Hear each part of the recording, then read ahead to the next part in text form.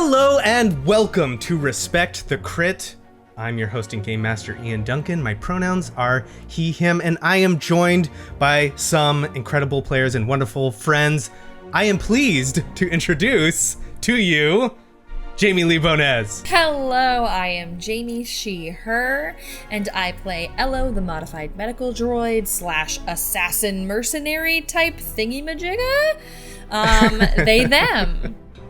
Which is actually an official class. Assassin type thingy-majigger is definitely. I really wanted Ello to mirror myself, and that I have no idea what the I'm doing out here. So we'll figure out what we are together. Yeah, that's very adult of you. Yeah, wow. That's very human on Earth of you. I have no idea what the fuck I'm doing. Speaking of having no idea what the fuck they're doing, please welcome Alex Herrera. Hi, I'm Alex. I play Beegax, Botano, Doug Slicer, he, him. I do not know what I'm doing, actually, 80% of the time. I mean, you didn't even know what we were jumping into this call for today, so... I didn't. I forgot. That was a surprise. It's a surprise every time. Oh, yeah. I'm a COVID survivor, dude. One-time COVID survivor. Forgot about that. Yeah. There you go. Yeah. I forgot. I completely forgot. Wow. Well, congratulations. You have, like, super immunity for a little while now. Like a month or something, right? I'm like a Mario star. Yeah. You've heard her before. You are a fan. You have to be because it's required. Please welcome, for the first time in our Empire's Edge story, Susan Spenader. Hi, lots of pressure. There's a ton of pressure on you. I hope you know that, and I hope you don't buckle under it. Because you are scored. For sure. I will be playing Xelora, hard stop. Last name to be revealed later. TBD. Oh, Star Wars, like. Yeah, it will be very Star Wars, though, so don't you worry about that. I love that. Ooh, Star Wars. She's a Twi'lek, and I don't know how much more to give than that. I think that's good for now. Yeah, Xelora, race, Star Wars. I think we're good. Yeah. And I'm gonna bring back something I was doing behind the scenes. Like, is that ordering Alex food? Oh, that was last season. I definitely farted off the planet later on that night. Oh, Because it was mac and cheese, and I was like, damn, this is really good. I couldn't stop. don't worry, Ian, it's coming for you this time. Oh, good. Well, I'm not lactose, so I'll eat the shit out of some mac and cheese. Ian also enjoys a lot of spicy foods too. So when I go over sometimes, he's like, "You want to get some fried chicken?" Yeah, and he'll buy spicy fried chicken. Like, oh, you didn't tell me it was Diablo spicy chicken. Susan, we're so happy to have you here. Thank you for joining us and being a part of the cast again and joining us in the Star Wars. I'm really excited to have Xelora on. I think it's gonna be great. So excited to be here. I've known you all for, I want to say, a decade. Yeah, at least. But it is so exciting to play this with you guys. I listened to the show with you, like, not here, and I listened to this, and now I'm become fans of you, and it's just like, oh, you guys are doing so good, and you're like so good, and I love this. Like, we're doing the best we can with no, only you're being doing with so what we have. good, honey. with there being two human player characters trying to gun their way through problems that probably would have been better solved with words. But we're not great with them words. Damn words ain't what we use. No, you are so good. And I'm so happy to be here. Yeah. But for real, love you all. Aww. Thank you so much. Well, we love you too. And oh yeah, the little heart thing. Little, like K-pop. Yeah. K-pop For heart. people listening, K-pop. we're doing the Korean heart, the South Korean heart into the camera. Let's not waste any more time and let's play some Star Wars. A long time ago in a galaxy far, far away.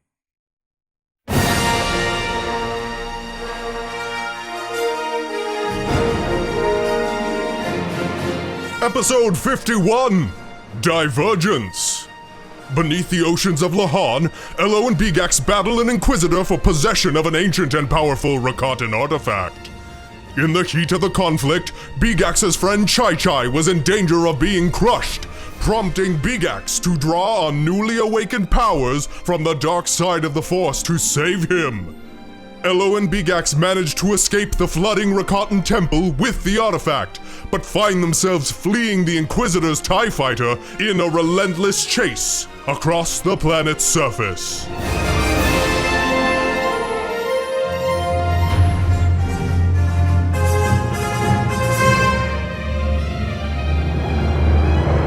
First things first, let's do the Destiny roll. Whoa!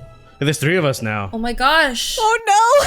I might ruin this. And because there are 3 of you, I will no longer be rolling the Destiny die. You will be creating the Destiny pool all on your own. Sha! Oh, wow! 3 dark side points. 3? How 3? I rolled 2, sorry. Well, then just take the 2. Sorry, just take the 2. I rolled 2 take dice. the 3. I'll take 3. No. I rolled 2 dice like an idiot. I got too excited. I got 2 light side. Oh, balance. We have balance. Susan, I don't know. this is your chance to tip the balance in one side or the other in your You first rolled the dark appearance. side. Oh, hey, Susan, thank you. Yeah, we've done here. no. We've done worse. Sometimes Jamie and I just do all dark side, and we're like, well, Yeah. that's the kind of game it's gonna be today. But it was my first time here. It's fine. 1 dark side point is not as bad as all of them being dark side. We got 2 light side, 3 dark side. That's good. We're good to go.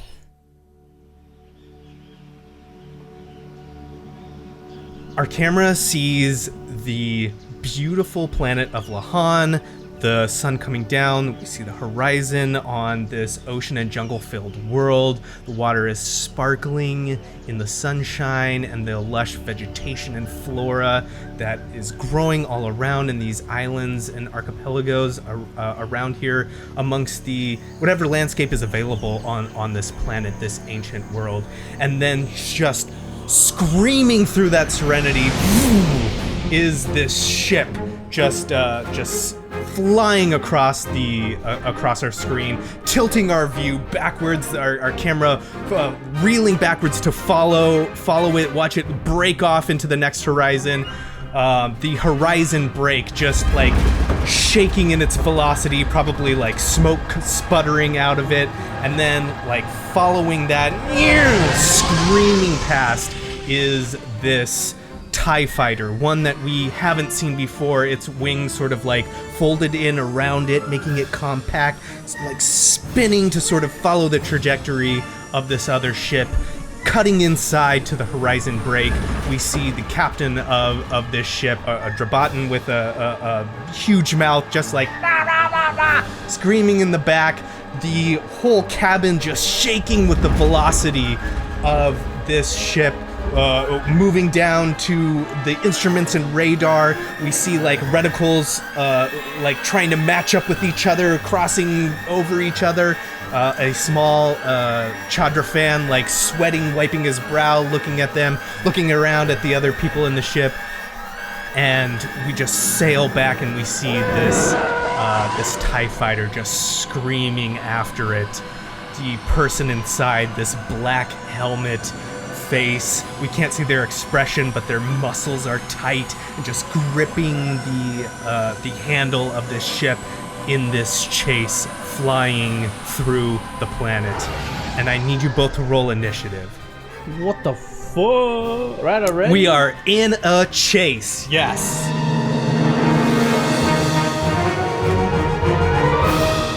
Oh, 1 success, 2 advantage. 1 success, 2 advantage. Okay. Yeah, not a terrific start. Jamie, what'd you get? A triumph and an advantage. Yes. Yeah, nice. Okay, so Jamie, you are going first in our chase. Now, we're going to run this chase a little bit different mechanically than typically ship chases go in this system. We're going to be doing a little bit of a skills check challenge. I'm going to have the two of you rolling skills, but more importantly, describing narratively, like adding on to how this chase goes. You can describe it as like what's happening in the environment, with the ship, or in the people inside of it as a macro thing, or describe it as like what your character is doing specifically to help aid in trying to get away. The goal, of course, is to lose this ship, neutralize it. You're going to need 4 successes in order to do that. 4 successes and you'll have that. 3 failures and that will be the lose condition. Make sense? Mm-hmm. Yes. All right. The other part of this is you cannot use a skill that you yourself have previously just used in a roll, and you can't use a skill that the other person has just used. Oh my god. So let's say Jamie uses gunnery. Next, Alex, it's your turn. You cannot use gunnery because Jamie has just used it. So you want to like fly down and try and lose them in the hills or the jungle or something. So that would be like pilot planetary. Comes back around to Jamie. Jamie, now you can't use pilot planetary or gunnery because you have used it in your last one. You can use gunnery in the next turn. Does that make sense? Gosh, 2 of them get Yes. Oh, okay. Yes, it does. But try not to worry about the skills so much. Just try and come up with like what happens next. So, Jamie, you are first. What would you like to do? Just don't use computers. Whatever you do. Don't use computers. I won't do that. I'm just gonna try to Please. find the nearest weapon on the ship that I can use if they have a gunnery, like you suggested. And I will just say, we're not going to lose them. We have to engage. And I'm gonna assume whatever weapon this ship's got, which is... You run to the gunnery bay, and I think that is a agility gunnery check. So let's see. Normally, I think that would be a average check, but because you're ducking and dodging and swooping and weaving, and this thing is sort of a smaller, more agile ship than you, I'm gonna make that a hard check. And I'm gonna spend a dark side point, and I'm gonna upgrade that check. So that's gonna be 2 purple and a red. It's the first part of the game. Yeah. I know, First. but I had 3. I wanted to use them. Oh my god, it's the beginning. It's the beginning of the end. At the end. Okay. Ooh, 2 threats. All right, so that is 1 failure, Failure. 2 threats. So Ello slides into the gunnery bay, gets on it, starts firing. It's missing this tie that's floating in between these guns, sort of like smashing through the jungle. What do you think the threats are? You got any idea for that, Jamie? It's nothing. Nothing happens. We're fine. Yeah, everything's dandy. What about the this is kind of a slap together ship. It's recently been in the water, so it's like and then you're getting some gun jamming with water, seaweed, That's that kind of great, yeah. stuff. Okay, cool. We're gonna give a we're gonna add a little black die in there. 1 failure out of 3. Alex, you're next. Beegax doesn't like the ship tossing and turning like this. So he's like holding on to things as he's moving his way up to the cockpit. And he's like, do you have any like jammers on here or something? And he's like asking Chai Chai and the captain. Yeah, get over here. He sort of like pulls you over to the comms. Mm-hmm. And you Okay. can see all the instruments like going off. Red is flashing everywhere. Okay, it's like a normal day at my job. Got it. Yeah. All Yep. these Excel sheets just breaking, just like, oh, reference.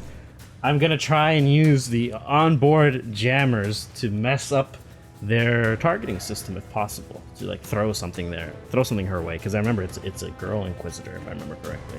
Yeah, that's Lined correct. up. She's a very deadly woman, and she took a laser beam and nothing happened to her. She did not care. Okay, yeah, so you're trying to like jam her signal so that you can sort of like get away. Okay, yeah, let's call that a hard computers check. And you're gonna have a black die in there for the threats. Okay, I'm gonna reduce it but using Master Slicer once per round. So I can do this again later. Nice. Okay. I'm going to suffer 2 strain. Got it. So 2 strain, drop that difficulty down to 2, so that's 2 purple, 1 black. Cool. And if you know me, my computers is fire. 2 yellow, 1 green. Here we go. Yeah! Oh, I almost lost one. 2 successes, but 2 threats. Oh, okay. 2 successes, 2 threats. So, yeah, you're typing away, moving through this system. You're able to sort of like create like a ghost or dummy signal, so it messes up the targeting on this ship's guns. But it's a strain on this system. It's held together with digital duct tape, and with the guns spitting out seaweed and the computers overheating. This ship just throttling through Lahan is having a time, but that is a success. One success, 1 failure. There we go. I'll move the story up a little bit forward here. Here's what we'll do. So, you see this tie. It's like moving around. We can see inside, like her targeting computer, sort of like going all crazy. She steers off and like accelerates. Trying to come up real close on the horizon break. Elo, you in the gunnery bay, you can see, like, even through the windscreen of this TIE fighter, you can see the Inquisitor reaching a hand out in front and just like holding it out there, flying the ship, and you can feel the ship like suddenly the captain is like, rah, rah, rah! And Chai is like, we're losing speed. What do you do? I tickled Alex. Because it's just like, we're losing. Yeah, no shit. I think everyone would feel it first. Oh, yeah. Everyone feels like, it. Oh, fuck. And then Whoa!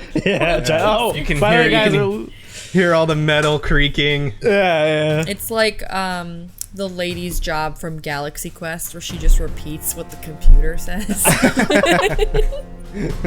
Best movie. Oh my god. Okay.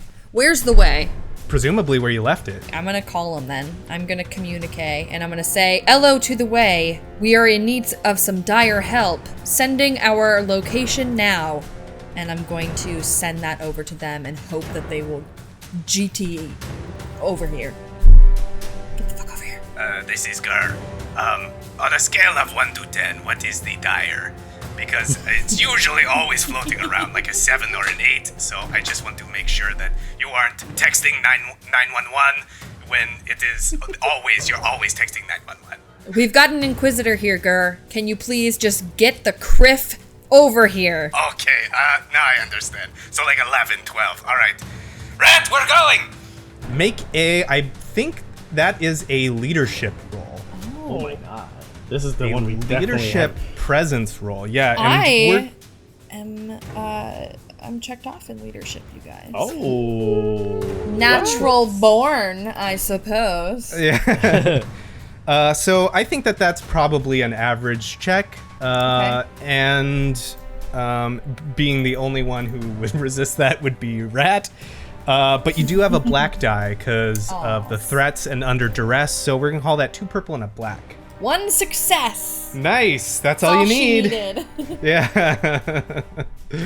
Okay, cool. So that's 2 successes, 1 failure. Yeah, you hear Gur like, we're on our way. And the way begins to try and find you to assist in whatever way it can.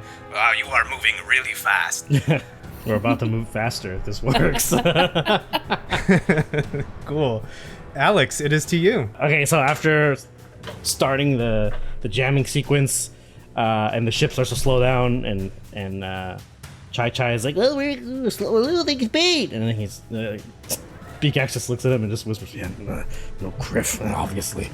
He gets up out of the seat, walks over to whoever is nearest out of the cockpit. So he's just like walking but holding on to stuff as he's maneuvering through the ship. He's like, "Argh." I would assume the first guy near is Tao, like the doctor, or whoever's up, and he's just like, "Hey, where's the engines? Where are the engines?" Over that way. Okay, is there a hatch? Do I need a code or something? Hey, you got a Band-Aid? You got a Band-Aid or something? I just reach whatever I have, like a cloth or like or whatever I have, just throw it at him. Thanks. You're the doctor.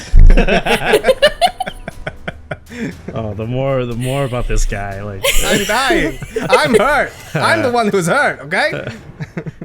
oh, it's always what do you do? It's always what about me, not about Tao. Beegax maneuvers his way through the shaky ship's hallway towards where he was pointed for the engine room. Is it like a hatch or is it like a doorway, whatever? I don't know how the ship is designed. I don't know its layout. I think it's like what most Star Wars ships that we see are. It's like under the floor, you know? So Yeah. like you just like pull the floor up and then you get in the server room basically, you know? Okay, yeah. I go down in there where the system controls are for the engine, and I'm going to overclock our engines, so to speak.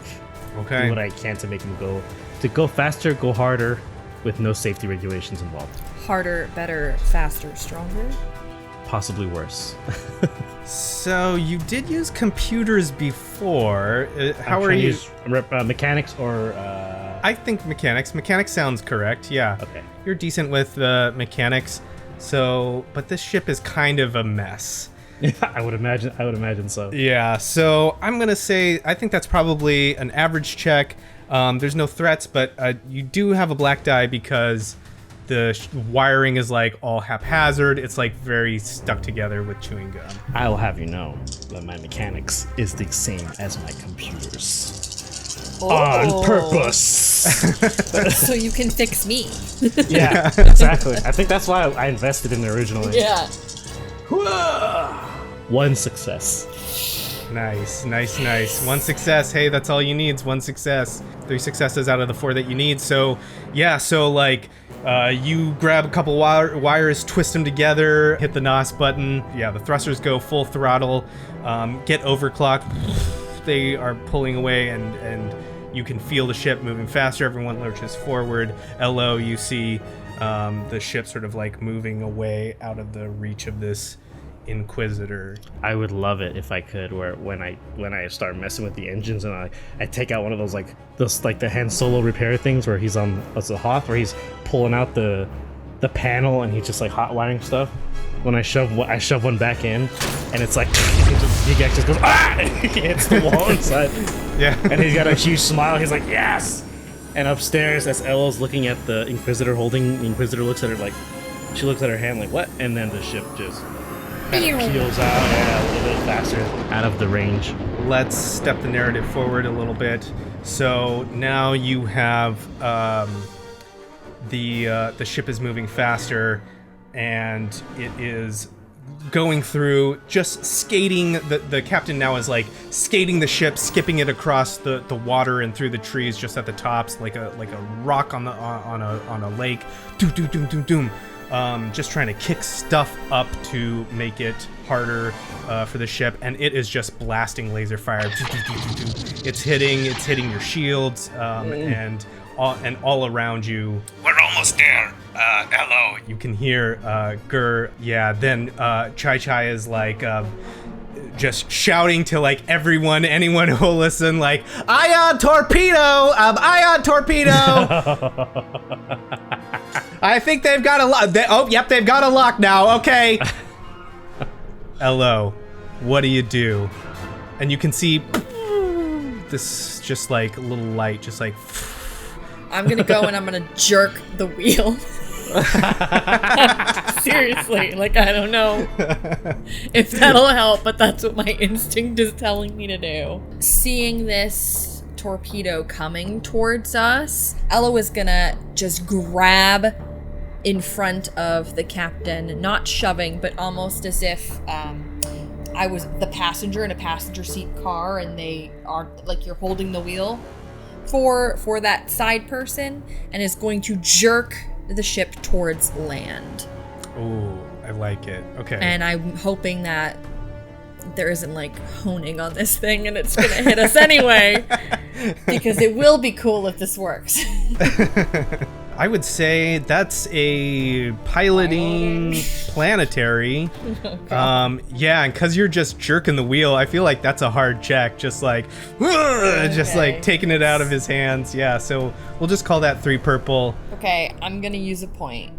All right, here we I go. don't want to get hit with a torpedo, so... Flipping a light side point. Oh. Three Oh, no. threats.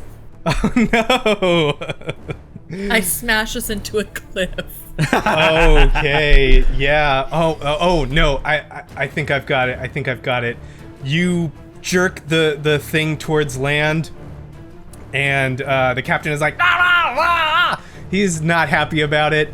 But it goes into like across land into sort of like mountain or hill areas to try and like lose that torpedo, you know? And now you're not just over water and open land. Now you're flying through There's the like almost canyon-like, but yeah, exactly, Cool. exactly. Dope. So yeah, and that torpedo just like is like still tracking you, like flying through, Can and the I- Inquisitor also coming in. can I just add a little flavor?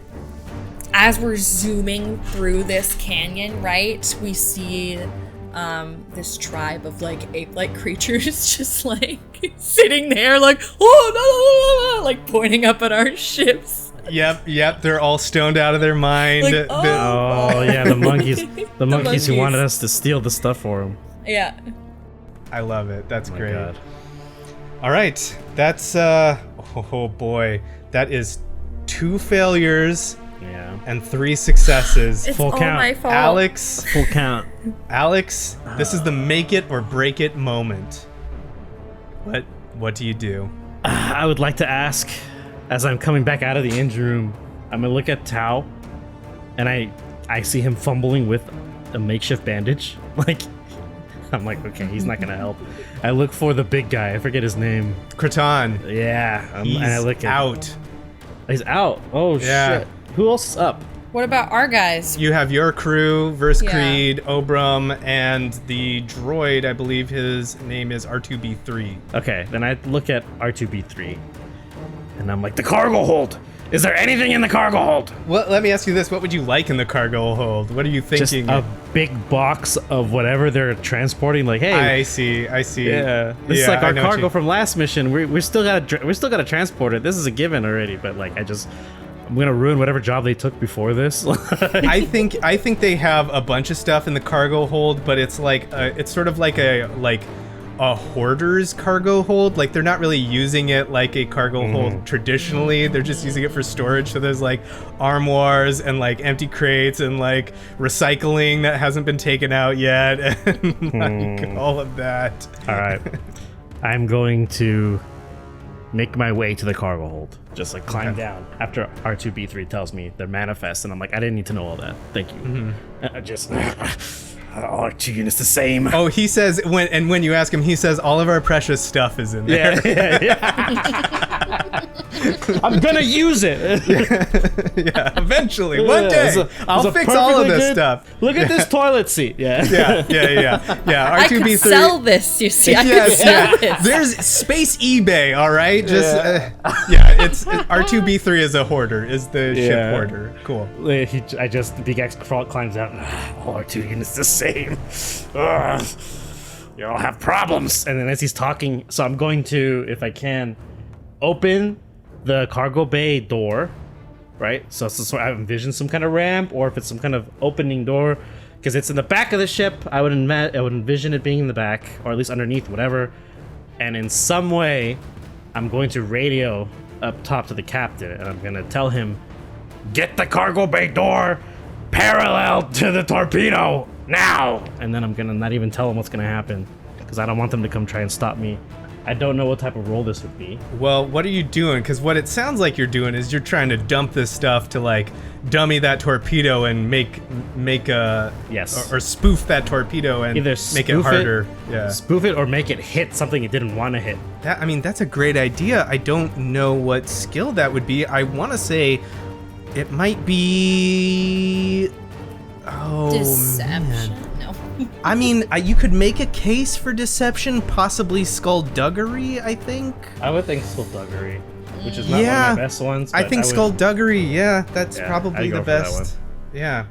And we have a light side point left, because I'll have to use a light side point, because I only have my think we have- skullduggery's Yeah, Two? you got Okay, two. I'll got definitely I'll use one for sure then, because it's not my skullduggery is not good. Okay, gotcha. So yeah, we're gonna flip a light side to a dark side. I don't think it's difficult to open up a cargo bay and do what you're doing. I think that's gonna be an average check. But did have 3 threats, so I'm gonna throw a black die in there. So it's 2 purple, a black. And I am gonna flip a dark side. So that's gonna be 1 of each, baby. All of the dice, black, purple, and red. I haven't seen this in a while, where I'm outnumbered by the dice. It's been a long time since I had a roll like this. And it all comes down to this. It all comes down to this. I'm a force sensitive now. Is there any way I can spend a few seconds before I hit this button to use the force and try and time it a little better, so maybe I give myself a blue die, maybe giving myself a little more strain? I like it. So I'm gonna say yes, but you have to describe this, how you're doing this.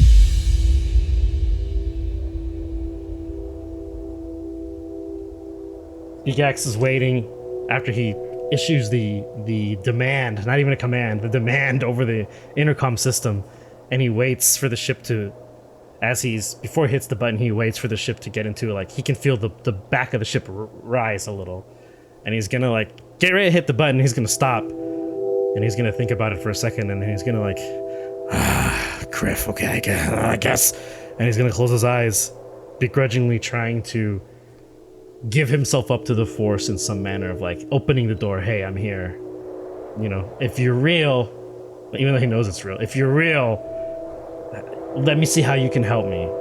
Instead of, you know, a more accepting disciple being like, oh, please assist me, he's more like, I guess you can help, like. And he will think about trying to feel something, and in his head he'll see multiple outcomes of, like, oh, he opens it, and the first thing he sees when he opens it is a torpedo coming straight up the ramp and killing everybody. He'll have another one where he opens it and all the gear is actually tied down or magnetically attached down, so nothing flies out except trash. But it's all scenes of failure and regret. But in the end, he waits for when he sees the most acceptable outcome and then hits the open cargo door button on the panel to his right. Got it. I love it. Oh, I love it. I want this to work. So I get a blue die, I hope. Yeah. Okay. Add a blue die, for sure. You want me to put some strain on myself too, since this is something that's a little outside of the norm? Yeah, I think that's appropriate. Yeah, we could say you take a point of strain for this. Yeah. Okay.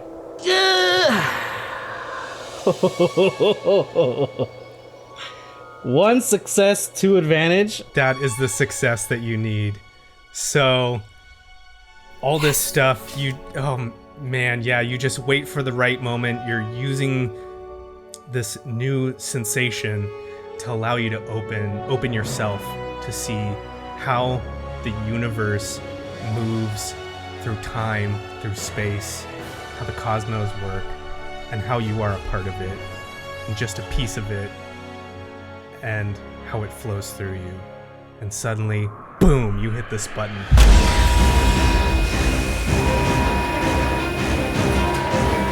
Cargo's just like explodes out. R2B3 screams, no! In binary, and all this junk just goes flying out over the jungles of Lahan. This big armoire, like tumbling out. Boom! Spoofs the torpedo, doesn't know where to go, explodes in this blinding light. We see the light like exploding in front of this TIE fighter, and the driver inside, the pilot inside, sort of like shielding her eyes as pieces just ding, ding, ding, ding, ding, ding, ding, ding, ding, hit rapidly and begin to like smash into the TIE fighter. And then as the light sort of dissipates, we see bigger things just smack into it, and Beegax watches as like this junk just goes colliding into this TIE, and it goes spinning out of control into the jungles of Lahan, like crashing down somewhere unseen below the tree line as the horizon break flies and the wind just like whipping up around you. Beegax, Chai screaming, I think we lost them! And Gur, like, you can see on the horizon, Elo, you can see the way, like, flying at you, and Gur, like, piloting the ship, the horizon break, and the way now flying in tandem with each other.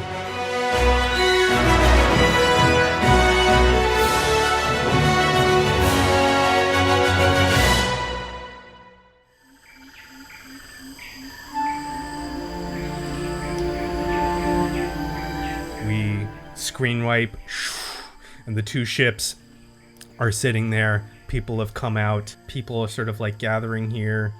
I think, everyone's making sure everyone's okay. Obviously, we've got some of the crew of the Horizon Break having trouble sort of like patching themselves up.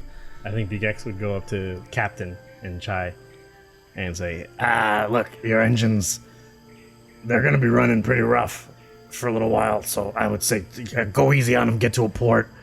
You're going to need like a 250-point restoration on those things. But she's a good ship. She's a great ship. He pats the side of the ship and says something real quietly, just like, I know love between a captain and a ship when I see it. And he'll go to Chai, and he'll tell him, I know our reunion was short, but I got something to do for LO. So, probably won't see each other for a while. Yeah, I think you're on a journey, Beegax. You're on a different path, certainly one I don't think I could follow. You're like a Jedi now, or? Wow, let's not just go around throwing the J word out. Come on. He looks around like, because there's an Inquisitor. That's not dead. So he's like, look, I mean, I feel different a little bit, but I'm still the same foul mouth, noodle eating, energy drink drinking guy. That's what I love about you, Beegax, if I'm being honest, Remember when we had a plan to, sell all that stolen Imperial data and just go to like a tropical planet and just like retire basically for the rest of our lives? Hey, as far as I'm concerned, that's still the end game, pal. Just, it's gonna take a little longer to get there. Yeah, me too. I gotta do some things, but it's still something I want. It's something I want for the whole galaxy too, I want everyone to be able to do that. Yeah, it's a good goal to have. Not too ambitious, but still enough work necessary that you don't feel like you're not doing nothing. Yeah, safety, security, happiness.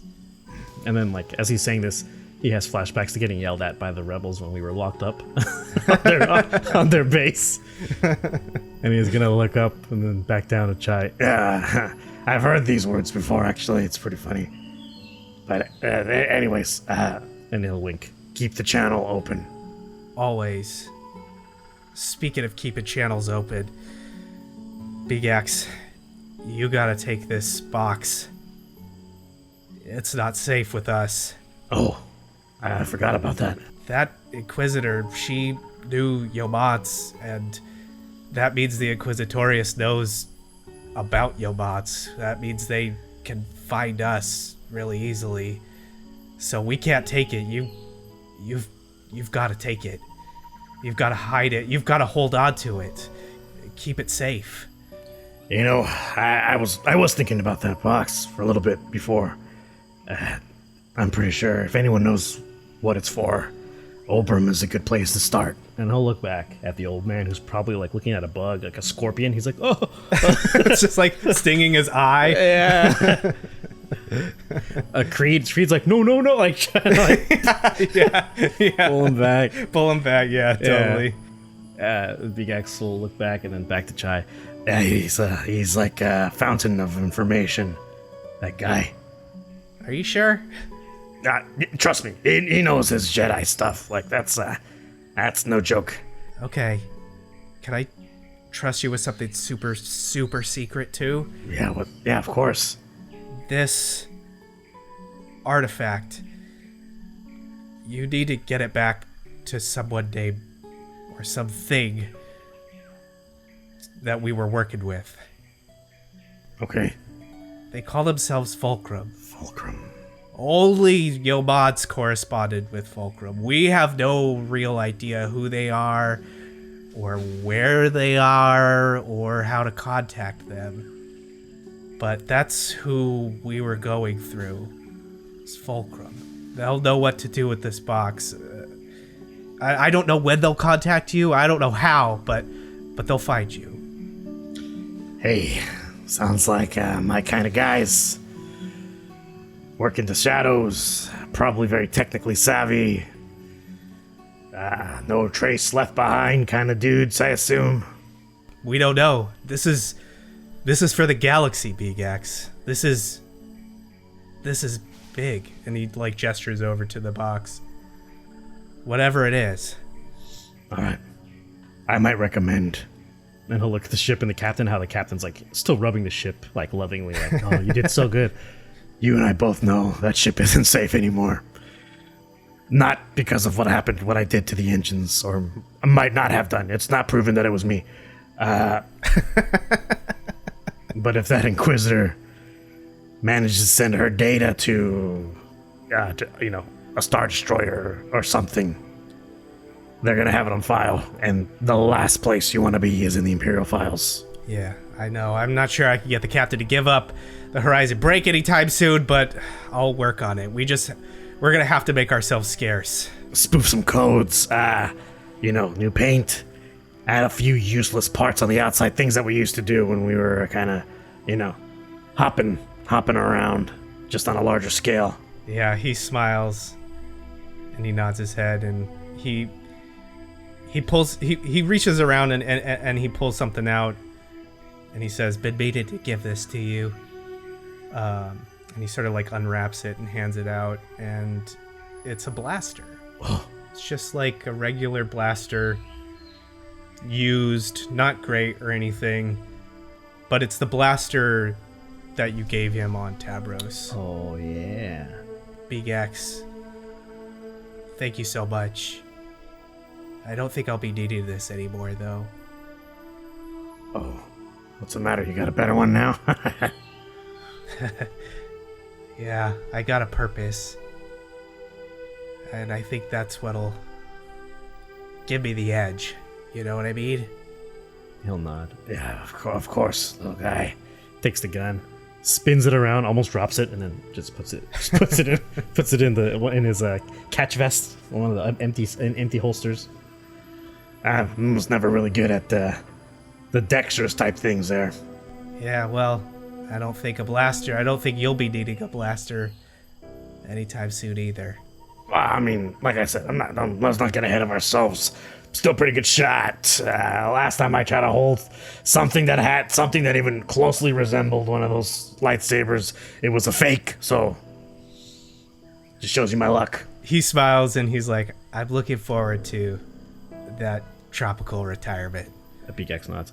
Same. And I will reach down to like pretend to like I'm gonna give him a handshake, but then I just I hug him. I hug Chai, and I say, Chai, you gotta take a bath, man.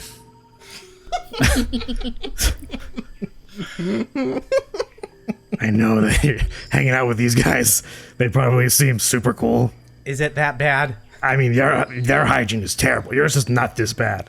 I know you better. You're better than this. I know you. He like gives you a tight squeeze. He nods at you, Elo, and he says, "Hello, Beegax. May the force be with you." And I look at Elo and I whisper, "Oh, we're doing that now." Yeah, same. May the force be with you, Chai. And unless there's anything else y'all want to do, I think the Horizon Break and the Way go off their separate ways.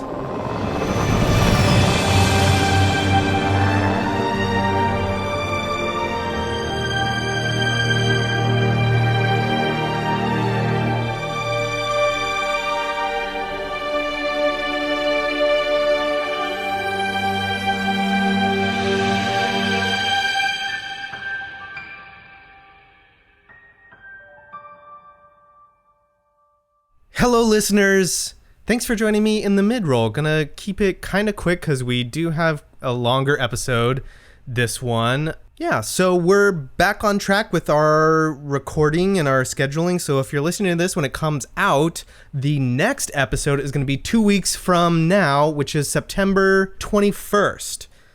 And if you're listening to this in the future, hey, you don't even got to worry about it. So don't even fret. God, if you're listening to this in the future, I hope that it's better there. I hope that it's better. Again, thank you all for your patience and understanding for us missing the scheduled episode for health reasons. But we are back on track with our bi-weekly Wednesday releases.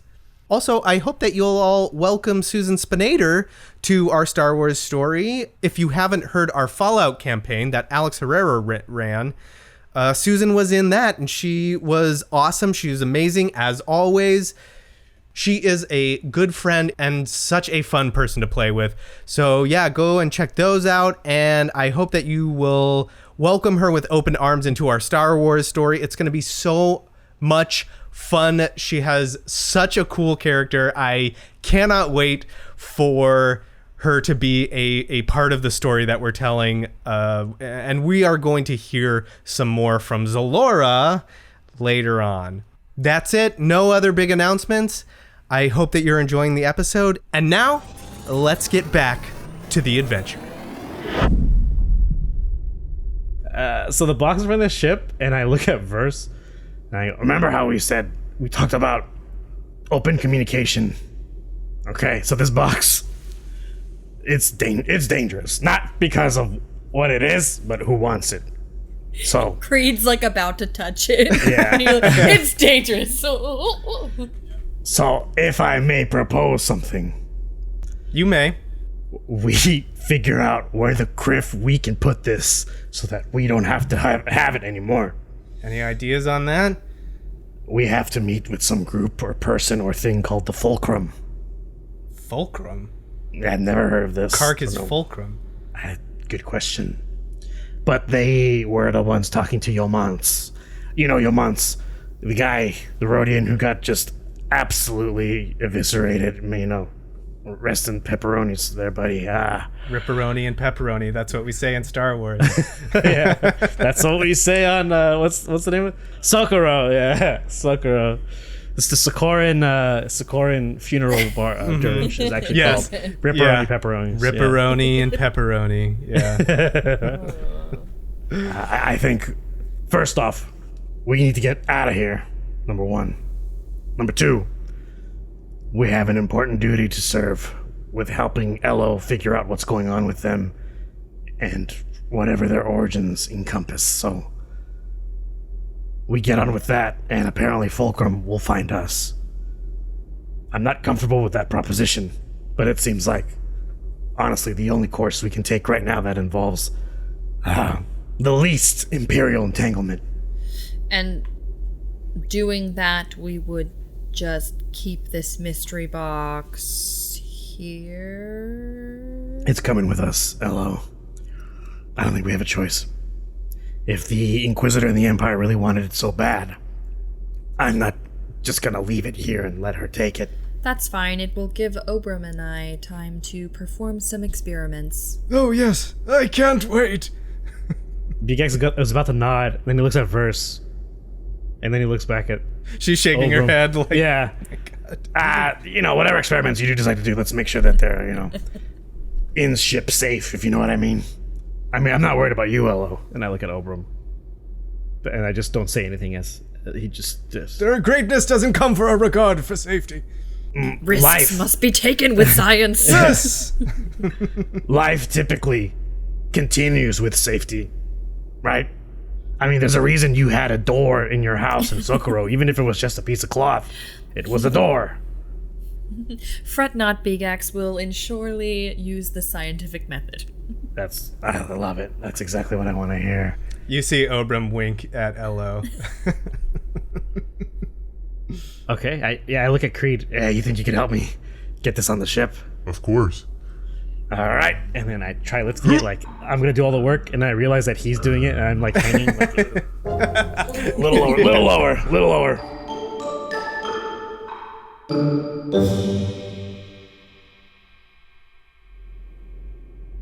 An important question: where in the ship is this a very important box? I guess the medical lab, because if they're going to experiment Will on it it. fit? Yeah, Isn't it pretty big? it's Like big. it's like a chest almost. Yeah, a chest. That would be a better Okay. word for it. Yeah, like a big little chest. ship. Very ornate. Yeah. So yeah, that works. Okay. The Rakatan chest goes in the Elo's medical bay. So, where are you all off to? Ordmantel. Town. Yuck. That's in the central system, if I'm not mistaken. Yeah, that is mid-rim. That is Fuck in the my mid-rim. life. And Elo has actually been there. Elo has been to Ordmantel previously. Beegax would ask Rat and Gurr, "Can we make a jump to Ordmantel? One clean jump, or do we need to stop somewhere?" I'm glad you asked that. You're this far from where we are. It is not close. If Ordmantel is your final destination, there's a couple of ways that we can do this. You can go back, sort of like jump back the way that you came until you get to a place that you can jump to Ordmantel. You know, previously you've done a lot of stuff to try and like get coordinates to find Lahan. You know, you spent a whole thing on the ring of Kafrine trying to find the coordinates for that. So you can go back through those coordinates till you get to a place that is better mapped, and then jump to Ordmantel. That's going to take resources. Right now, your trip out here, everyone's been taken care of, but you still need to like get resources for your crew, for your ship, that kind of thing. So like going the long route is going to eat up more resources, but it's safer. Now you can make a more direct jump to Ordmantel, and it's going to be less time and cost you a few less resources, but I am going to make you both roll for it. Okay. Thoughts? I don't want to burn any more resources, because last time we were in a position where we burned our resources, we were limping for a very long We time. seriously were. You're right. Yeah, I remember. Okay. We were And let me be pretty clear. boned for a while. Let me be clear. You do need to spend some resources in order to Yeah. like re-up. Yeah. but- Yes, yeah. And to jump, and there's fuel and all that good stuff. Yeah. But I remember the last time we did like a long, I forget when it was, but we did a long thing, and we got really screwed up. Because we took like a side quest too. We went to that abandoned ship. That's what it was, the abandoned ship. Yeah.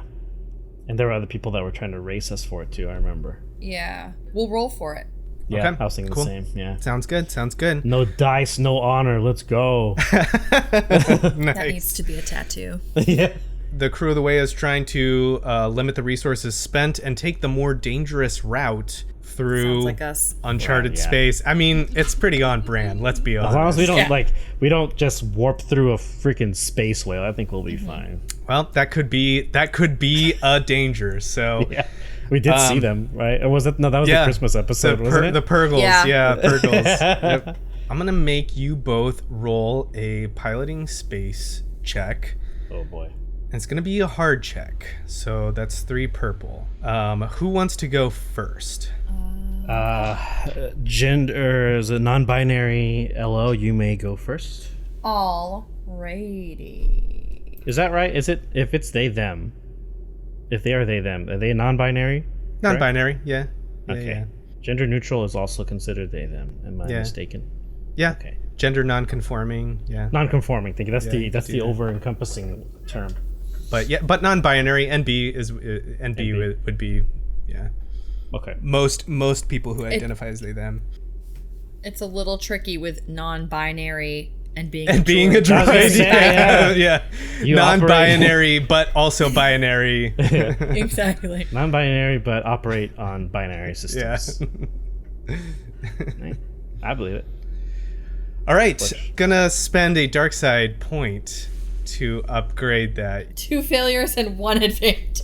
Ah, damn. 2 failures, 1 advantage. All right, Jamie, because I'm going to put you in charge of the narrative reason for what happens to the way. It is going to take some damage. Oh. So let's figure out what that is. Is it running into some kind of astral terrain? Is it running into a purgle? Is it strain on the ship? Like, what kind of things happen to the way on their journey? We run through a chance freak electrical field in space. It's just this cloud of freaking static electricity, and it really fucks with our shit.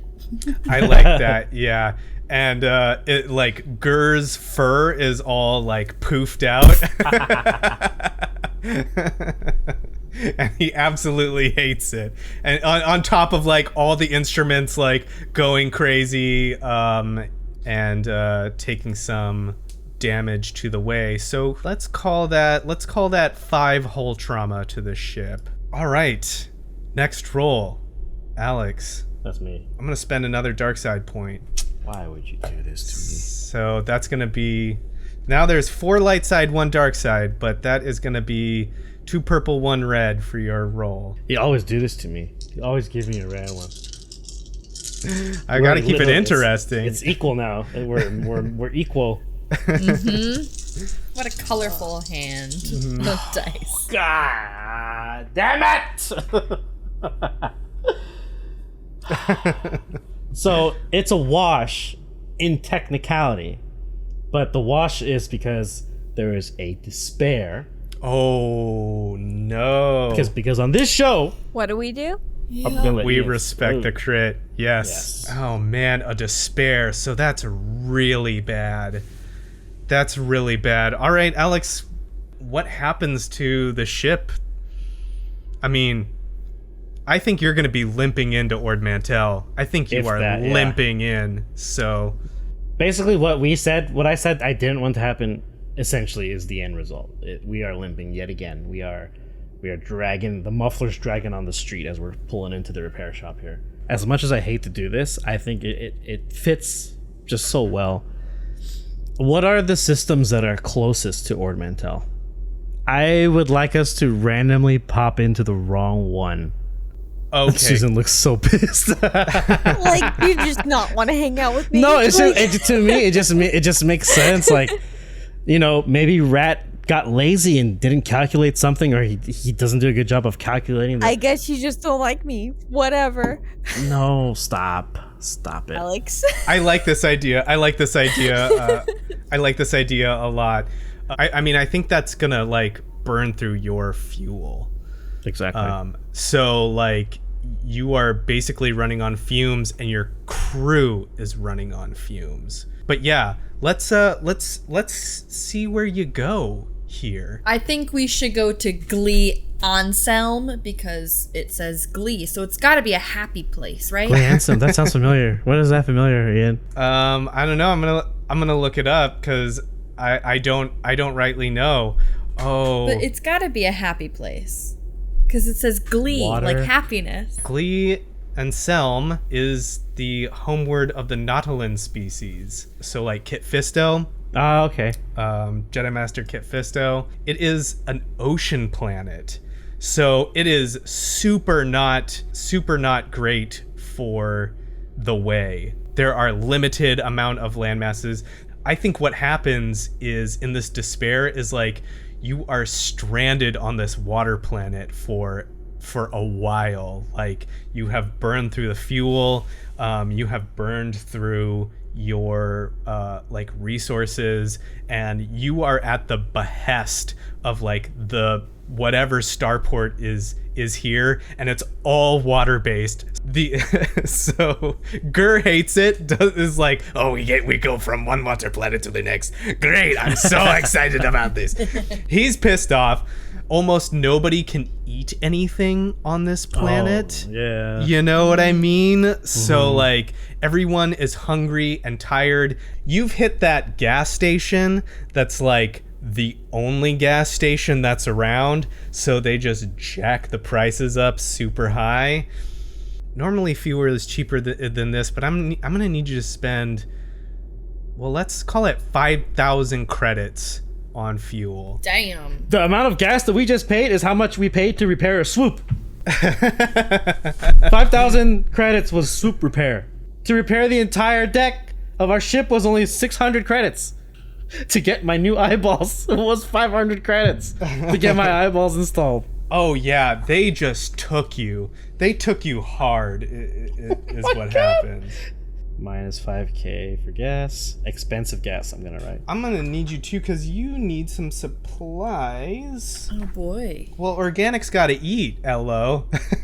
Freaking organics, man. No, everyone is eating ramen. That's what we're doing. Why can't you just plug yourselves into a charging port like the rest of them? Because Apple didn't design us. What's left? You said, what was the total? 8,000 what? 8499, but I feel like we're gonna get dinged a couple more times. Hold up. Yeah, I'm just doing the math. Let's take off 500 for rations and food and stuff like that, and that'll stock you up for your next journey.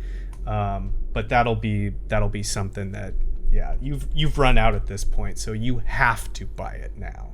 Yeah, and it's a long time. You're stranded on Glee and Selm for a while. You remember that episode of Mandalorian where he like crashes into the water basically, and they have to like fish the ship out and like repair it.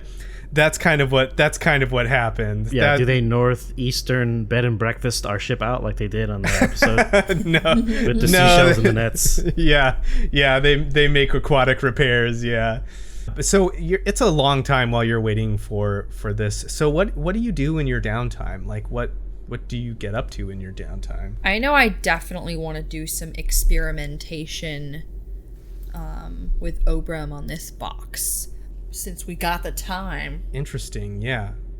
What do you do? At first, it's like a general scan, almost as if I'm performing an autopsy, you know? I'll be recording all of the innate details that are on this box in some log, doing a general scan to see if it can safely be opened, if there's a keyhole. Gotcha. You know, pretty much just a general overview before eventually, yes, opening up this box to see what's going on inside. Gotcha. You notice that it doesn't open like a typical chest would or box. Can I see how it does open? Like, is there a latch, or is it almost like one of those puzzle boxes where there isn't an opening? And I would include Obram too. Like, he is totally. Oh yeah, Obram is observing. He's taking notes. He's drawing pictures. He is doing all of that. 1 minute. So you're like looking at this thing, and it looks like a lid. Like, it looks like there's a lid on top. And if you grab the box and you try and open the lid and think about opening the lid, suddenly, LO, you are transported into a completely white void.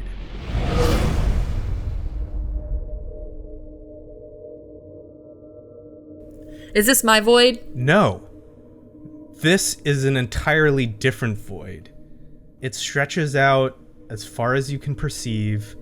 It's like being in that white lit music video room from the 2000s, you know, like I know it perfectly. That is what it exactly. is. There is a Rakatan standing there, and they're just sort of like looking at you with the big bulbous eyes. A little space around there. There's maybe like a little fainting couch or something, some small furniture, but that's really it. And they nod and say, Hello. Elo's going to look back and forth and sort of take a few steps closer, and maybe even approach into this little area that the Rakatan has made, these chairs and whatever. And you are? I don't know why, but for some reason Elo feels comfortable right now. The Rakatan, like, you can see them sort of like start like thinking a little bit, and they go, You know, it's been so long. I don't remember. I was an architect. So You can call me that. Who are you? Hello.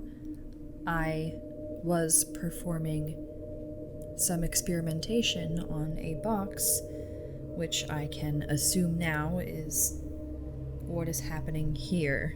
Again, sort of glancing around, trying to take in the void that there is nothing there. It does feel comfortable to Elo because they have their own void and that's home for Elo. So it's sort of like, oh, I'm in someone else's house right now. Yeah. The architect looks at you and says, Yes, this is my prison. And it's been a long time since anyone has come to visit me, or see me, or speak with me. Tell me, where did you come from?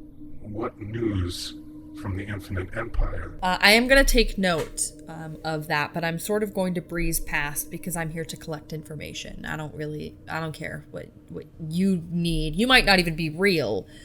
An architect that builds what? I designed the Starforge. Surely you've heard of it. No, I haven't. It is the pinnacle of technological advancement for the Rakatan Empire. An immense facility powered by a star and the energy of the Force. A long time it's been indeed. You must have done something quite terrible to be trapped in a prison like this for so long. I don't think I did anything terrible, but my people did not want my design, my mind, to become the property of anyone else. So, after the forge was built, they imprisoned me here, so that I could keep its secrets within the Infinite Empire. It was an incredible piece of work, though. Have you seen it? No, not personally. If you are here, surely it is about the Starforge. I think Elo is going to sort of walk around this furniture very nonchalant. And because I don't know if I was sucked into this thing or if I plugged into it, this all just sort of happened as soon as I touched the box. So touching this furniture to see that am I physically here? You can touch the furniture, yeah. Okay. And so I suppose now we're both trapped. Yes. That is how this prison is designed. You cannot leave unless you have a corporeal body to enter on the other side of this prison. And you cannot leave unless I will it. Likewise, I cannot leave and enter your corporeal presence unless you will it. Does that make sense? Yes, and quite a conundrum we have. Indeed, but it has been a long time since I've talked to anyone. What is the state of the galaxy? What of the Rakatan Empire? Unfortunately, I think you would have gotten much more information from my comrade. I don't know much of the Rakatan Empire, as, to my knowledge, it has fallen many, many years ago. He thinks and then sort of like sits down on the fainting couch. That is unfortunate. What empire are you from, then? I don't consider myself from any empire, per se. I am part of a crew. That's probably the only thing that I would include myself in. So you come from a ship? Yes. A ship that I believe we're both technically, physically on still. Well, you are physically on. If what you say is true, I don't have a corporeal form. Must have disintegrated long ago. But you have a corporeal form. Nah. I don't know what you're talking about. I would very much like to enter it. I don't think that you know quite what you're asking for. But also, I still have further tests to run. You may think that you have no corporeal form, but there is something about this prison that holds you in space. Perhaps, if I can continue with my research, I can free you from this box, this prison. And if we work together and you help me with these secrets you so have, the great architect that you are, we should be able to crack this case in no time. I truly doubt that you'll be able to comprehend the incredible technology of the Rakatan. It is far beyond any being in the known universe. Okay. You said I had control, Ian. Mm-hmm. Bring in the mist. All right, what do you want to do with this? What do you want to do here? I'm thinking that if we're technically, like, we're mind melding, right? Kind of. I just want to tap into that energy and kind of see what happens. Okay. This Rakatan is saying that I couldn't handle it. And I want to be like, well, you don't know who you're dealing with. Yeah, gotcha. Describe for me what this looks like. Elo's going to now take a seat on this sort of love seat couch thing that is in this makeshift living room. I can handle a lot more than you think I could. And as they're saying this green mist is gonna come from far, far away, because this is a vast void, right? And it just slowly starts to creep in from the background, and you're seeing it sort of come around the edges of the foreground and just envelop the whole space until we're almost in this sphere where this living room is surrounded by all of this fog. I love it. Yes, it begins to fill, and suddenly the mist just goes dissipates away from the sphere, and you are back on this planet that you were on previously, that you'd seen before. Red skies, dark red ground, and you have changed the landscape of this area entirely. And this Rakatan goes, How did you do that? Still from a seated position. Let us work together. Release me. I must know more about this. I must know this technology. And you said you could bring me a corporeal form to enter? Sure. You got it, bud. I would say roll me a deception or a It was the eye roll, or a huh? coercion check. Yeah, that's fair. I don't know if I'm lying, to be fair, so I'll go with coercion. Okay, yeah, that sounds good. Because I still don't know what I'm gonna do. I'm just like, oh, I'm trapped, you say. Get me the fuck out of here. Well, I think you have the upper hand here, so let's call it an average check. And how many light side points do we have? Oh, you have. I'm gonna you use have three. Three. I'm gonna use one. One success, one advantage. So he buys it. Okay. Then we are establishing trust, yes? Yes. I will succeed, letting you return. And I am trusting you.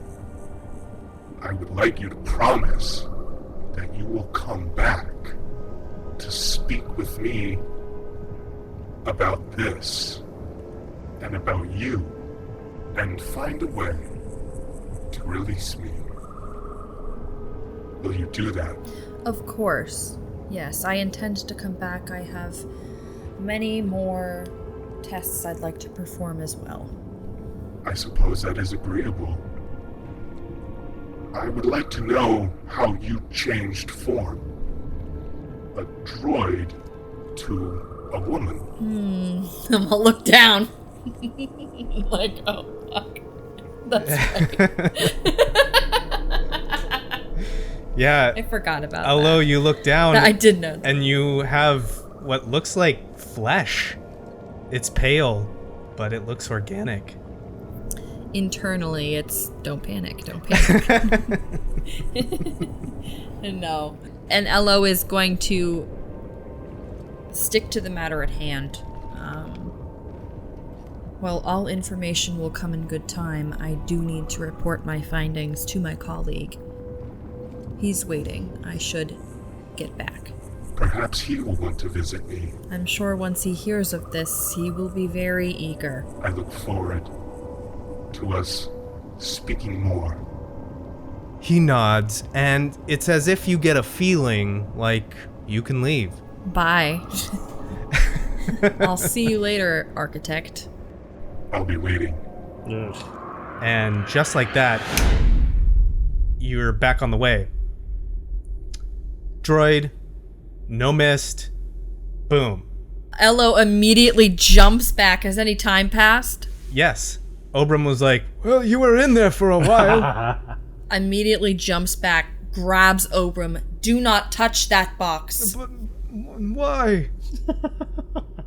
How am I supposed to learn about it? You can learn from the dining room, and is going to push Obram out of the med bay and lock it down. Oh, shit.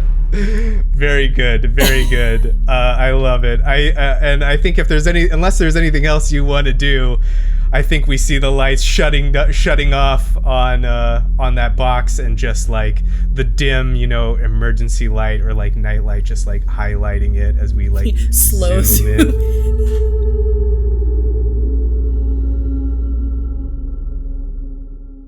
Beegax, you've got some downtime. Yeah. What are you doing? What is I Beegax doing? was thinking about it, but I got so caught up in the in the Hellraiser box that I didn't really know. I didn't really think of anything. He would try and look up some information to see if what's going on in the world of the Empire chasing Jedis, because they're pretty much extinct or on the run, like at this point, right? They're like all but dead. I don't want to bother Obram because he's doing the stuff with Elo, so he knows that they're all busy. So he would try and look up, like, using any type of backdoor channels he could via the HoloNet, looking for, like, was there any information, Imperial propaganda on, like, this many Jedi were killed here, or this guy who's wanted was killed here. Basically looking up information like that to see if there's, like, a FBI most wanted list of these guys. There is a lot of it that comes out over the HoloNet, over the Imperial run HoloNet, is all kinds of propaganda. So it's all like traitor Jedi rundown, traitors to the Empire, traitors to freedom and the Republic, like try and take over and coup. Very militaristic propaganda, but it doesn't give anything away as to where they are or their numbers, because as Beegax might imagine, like the Empire doesn't want anyone to know how any information about that, so they can look like they're doing an incredible job. Gotcha. Yeah, so you can't really find anything. Well, if I could, I would use my expertise and know-how to look for any. I would try to intercept any rebel messages if I could, or any type of resistance messages, to see these guys if they know anything. Because I don't think the connection has been made just yet that they're like they're trying to help. So there is no like organized rebellion at the moment, but Beegax is trained in finding communication and stuff like that. So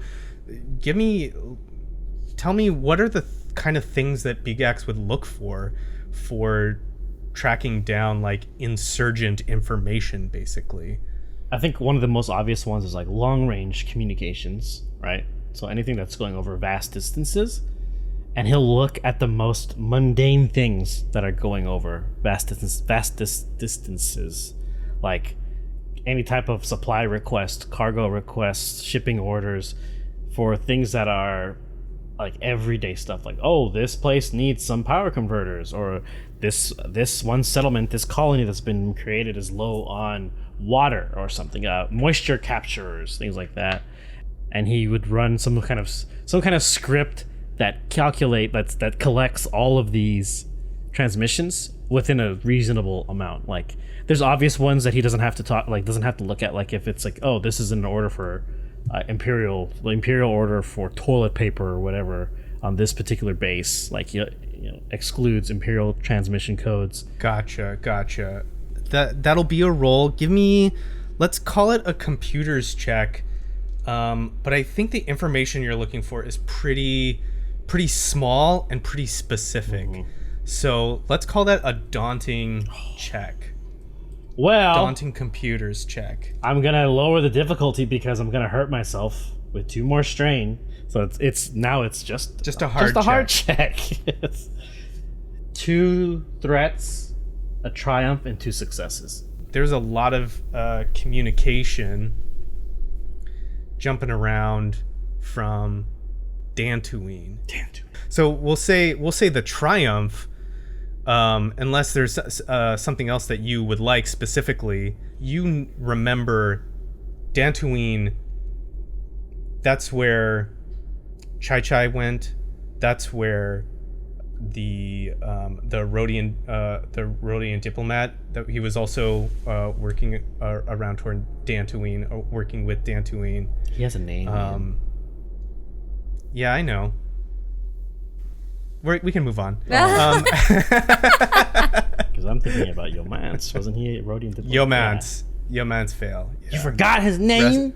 You know how many names I have to keep in my fucking head? Yo, that's our boy. I am sorry. Ripperoni and pepperoni. Anyways. There's a lot of communication going in that direction. The threats are, right now, you are a bigger target than you have ever been. Carrying that Ark of the Covenant, that is for sure.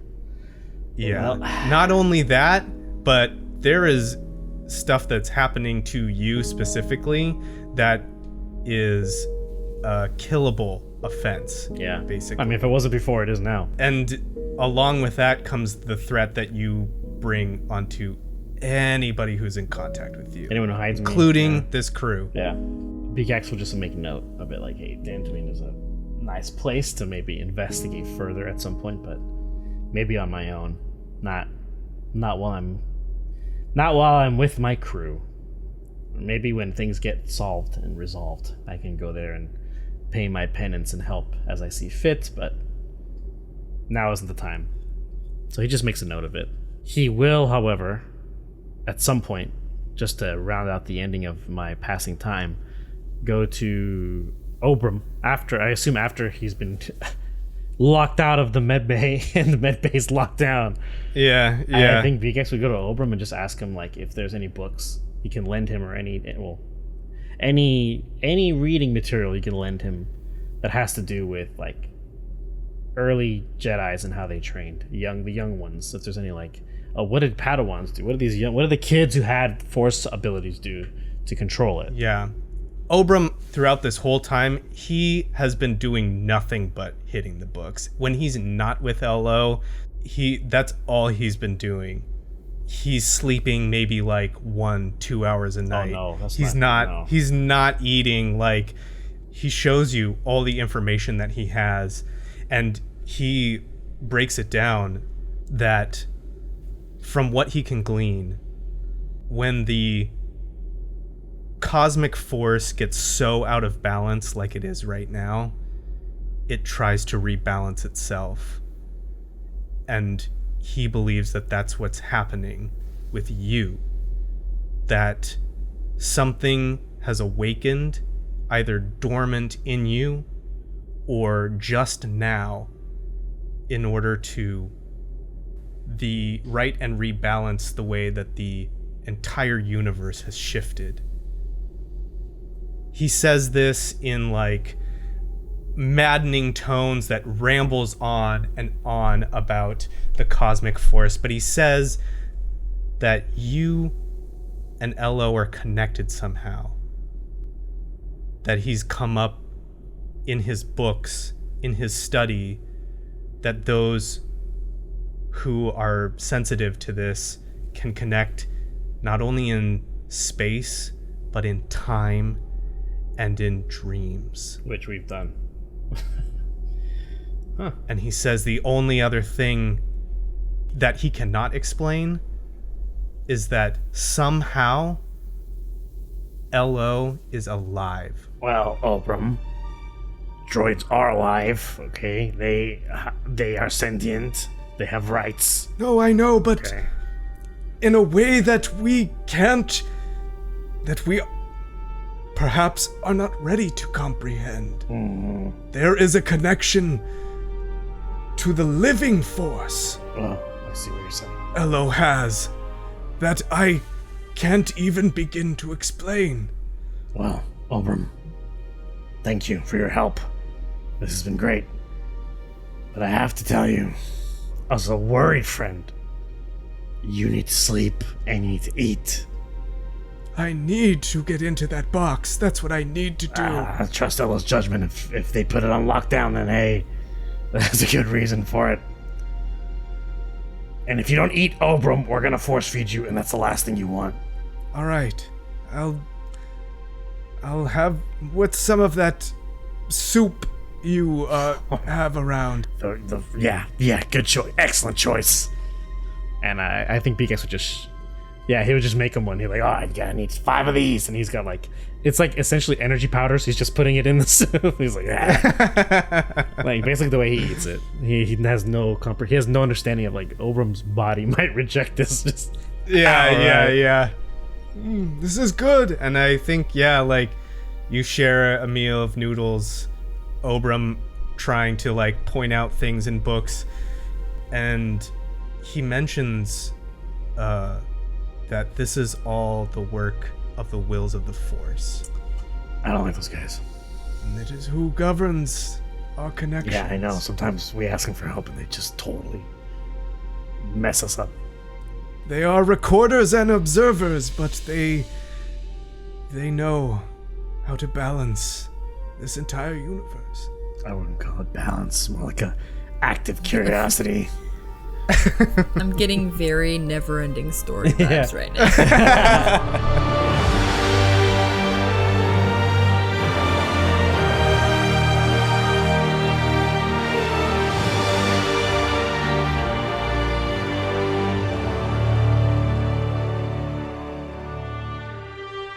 We zoom out onto the galactic sky, and then we span through the stars, and we see the spinning blue and a green planet.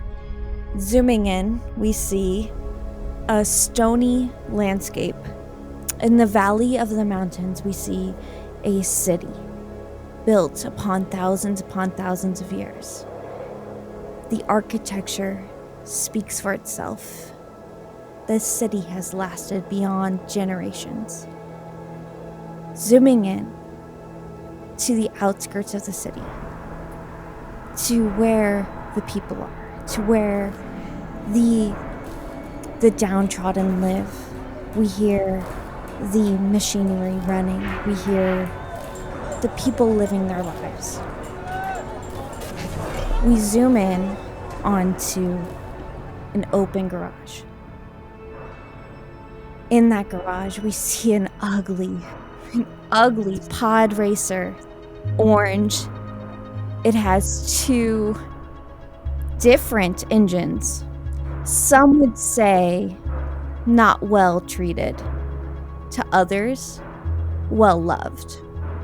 We look over to one end of the garage, and a blue Twi'lek stands there with her Leku over her back at this point, out of her face.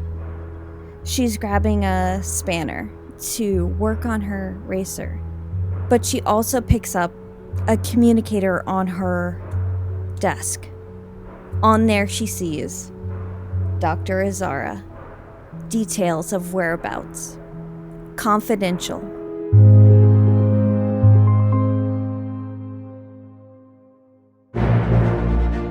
Thank you for listening to this week's episode of Respect the Crits, Empire's Edge. If you like what you heard, please consider supporting us by leaving us a 5-star rating and review on Apple Podcasts, or whatever platform you use to listen. It's easy, free, helps others learn about the show, and we love reading your feedback. For more information about the show, visit @RespectTheCrit on Twitter, Instagram, Facebook, and TikTok, or come chat with us in our official Discord. Beegax is played by Alex Herrera, who you can find on Twitter @AE Herrera or on his Twitch channel, WadeWolf10. LO is played by Jamie Lee-Bonés, who you can find on Instagram and TikTok @JamieMFBones. Xelora is played by Susan Spenader, who you can find on Instagram @SuzLalouz. I'm Ian Duncan, your host and GM, and you can find me on Twitter and Instagram @idunks. The music in this episode is provided with license or permission by a variety of talented artists, whose info and credits can be found in the episode notes.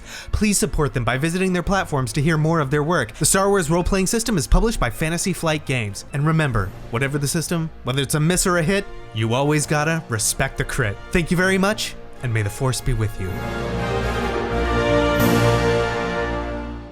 And Gur piloting the ship, and he's like, we're coming. Oh, that's not his voice. You mixed it. Whoa. yeah. It was a current chai fusion. It's melting in my brain. We're coming.